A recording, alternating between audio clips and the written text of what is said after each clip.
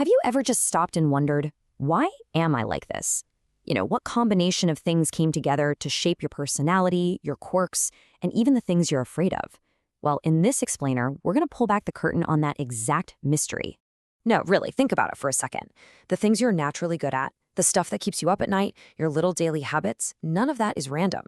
It's all part of a story, your story. And it's a story that started a long, long time ago. So, we're going to walk through the 4 major chapters of that story. We'll kick things off with your genetic blueprint, the very code of you. Then we'll dive into why those first 7 years of your life are so critical. After that, we'll look at all the pressures life throws at you, from the outside and the inside. And finally, we'll get to the most important part, the incredible power you have to adapt. All right, so let's start at the very, very beginning, the moment of conception. This is where a unique genetic blueprint gets laid down. It's the fundamental code, the foundation for everything you will ever be. Now get this. If you take any 2 people on Earth, their DNA is 99.9% identical. That's kind of profound when you think about it. It's our shared humanity, literally written into our biology. At our core, we are almost exactly the same. But, of course, that's not the whole story, is it? Because that tiny little 0.1% difference, well, that accounts for about 3.2 million differences in our DNA. And those tiny variations, that's everything. That's what makes you, you, and me.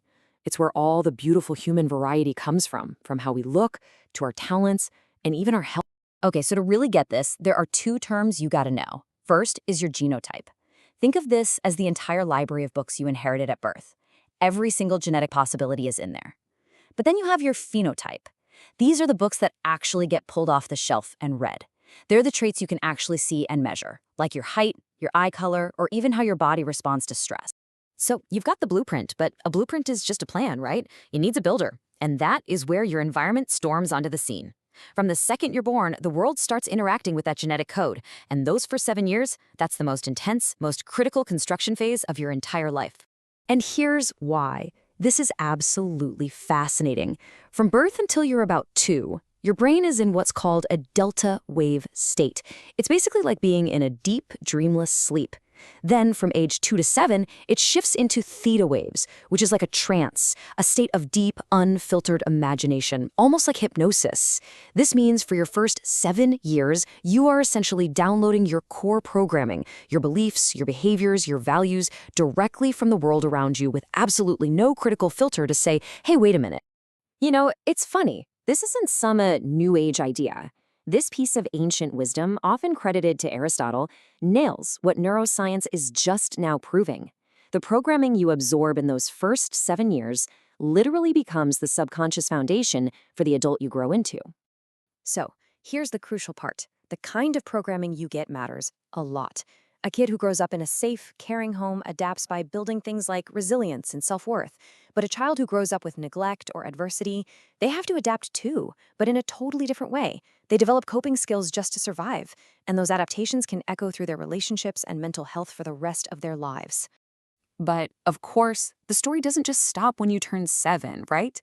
As we get older, we face this constant flood of pressures from the world outside of us and from our own chemistry inside of us that are always pushing us, always forcing us to keep adapting. I mean, think about it. Externally, we're shaped by everything. Our friends' opinions suddenly start to matter more than our families. A good or bad teacher can literally build or break our confidence. The culture we live in, our financial situation, the media we consume, all of it is subtly nudging us to adapt, to fit in, to become a certain kind of person. And while all that's happening on the outside, there's a whole world of things happening on the inside too.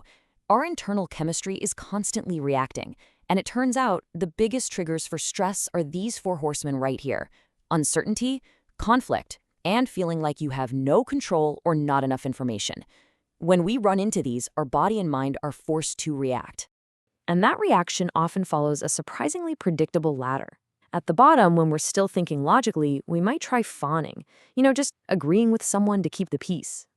If that doesn't work, our emotional brain kicks in with the classic fight or flight. If there's no escape, we might freeze or collapse. And in really extreme trauma, we can even flop, where our muscles just go limp. The key here is that these aren't conscious choices. They are deep, hardwired survival adaptations. Okay, so all of this, the genes, the childhood, the stress, it might sound a little bleak, right? Like we're just puppets of our past. But this brings us to the final and, frankly, the most empowering part of our story. The one theme that connects everything is adaptation. And understanding that, well, that's a superpower. And this leads us to a revolutionary idea called epigenetics. This is the science of how your life, your choices, your experiences can talk directly to your genes. Things like your diet, your stress levels, the quality of your relationships, even the thoughts you think over and over again can literally flip genetic switches on or off. This is the mechanism where your lifestyle actually becomes your biology. It's incredible. And it's not just your biology you can influence. It's your personal story. See, our identity isn't just shaped by what happened to us, but by how we remember what happened. Your memory isn't a perfect video recording. It's a narrative, a story that you tell yourself. If you constantly tell yourself the story of your failures, you build an identity around that. But if you focus on the story of your resilience, you build an identity of strength. So here's the bottom line, the big takeaway from all this.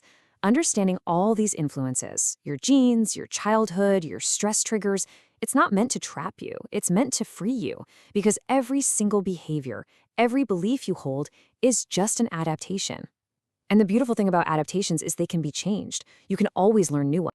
Ultimately, your life isn't some fixed, permanent thing. It's an ongoing, unfolding story of adaptation.